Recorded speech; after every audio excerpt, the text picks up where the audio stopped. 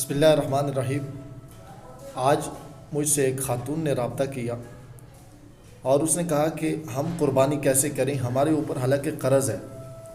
میں نے جب اس سے سوال کیا کہ کیا آپ کے اوپر قرض ہے، وہ کہنے لگی کہ نہیں، میرے اوپر قرض نہیں ہے، میرے شوہر کے اوپر قرض ہے، تو قرض تو ہمارا ہی ہے۔ میں نے اسے سوال میں یہ پوچھا کہ آپ کے پاس سونے کے علاوہ کوئی نقدی رقم یا مال تجارت یا ضرورت سے زائد سامان آپ کے پاس ہے؟ اس نے کہا ہاں میرے پاس ہے۔ میں نے کہا کہ آپ کے اوپر تو قربانی واجب ہے، لیکن آپ کے خامد اگر مقروض ہے تو اس کے اوپر قربانی نہیں ہے۔ لہٰذا یہ ہیلا اور بہانہ کیا جائے کہ میرے شوہر کے اوپر قرض ہے لہٰذا قربانی میرے اوپر بھی نہیں، ایسا ہرگز نہیں ہے۔